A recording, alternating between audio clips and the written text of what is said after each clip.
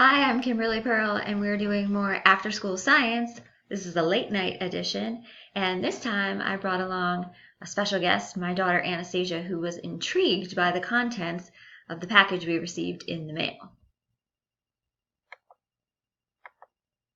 So, when we got into this inquiry, we first looked at the essential features on the inquiry continuum, and the first one being learners are engaged in scientifically oriented questions. And for this one, I honestly thought that it could go to either side of the inquiry continuum, both being teacher guided, because if I'm the teacher in this situation, I'm obviously giving Anastasia the materials and the question using these materials, how can we clean the water?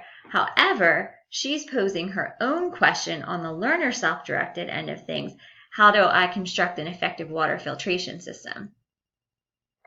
So for the second essential feature, this one was definitely learner self-directed because Anastasia used her own preconceptions to determine how to set up the filters and also what order to put them in.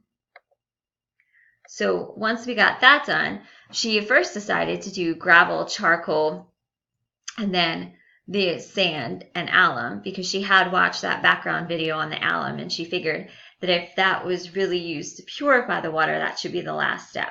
She was not happy with her results, which as you can see were pretty murky the first time.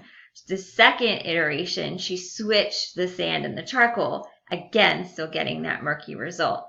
So I felt as though this third essential feature, it moved toward being learner self-directed, but at the same time, there was also still a little bit of teacher guidance because I was giving her some questions to guide her thinking. And in my description on the discussion board, I do have a link on employing effective questioning strategies. It's a really good professional development opportunity that you can share with teachers you work with.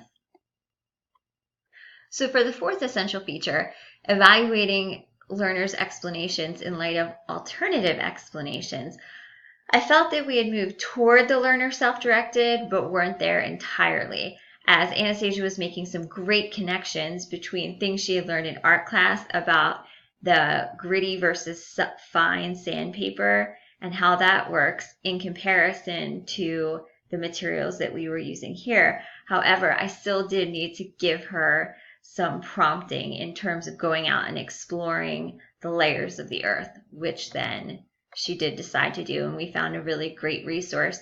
And once she looked at those layers, the topsoil all the way down through the bedrock, that was when the kind of light bulb went off and she decided that she was going to rearrange her materials and put the alum first.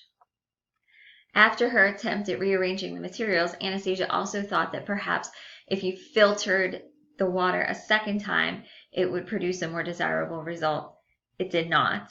So once she realized that she needed to put the alum at the top, you can see we finally got our clear water result. In terms of that fifth essential feature, communicating and justifying explanations, Anastasia was able to come up with and communicate and justify her final choices using the scientific evidence that she had both researched online and what we had looked at beforehand in the background information. I thought it was really good to structure the level of inquiry for her. So I was able to give her mostly an experience that was more towards the learner self-directed, but oftentimes she did need a little bit of prompting that moved more toward teacher guidance.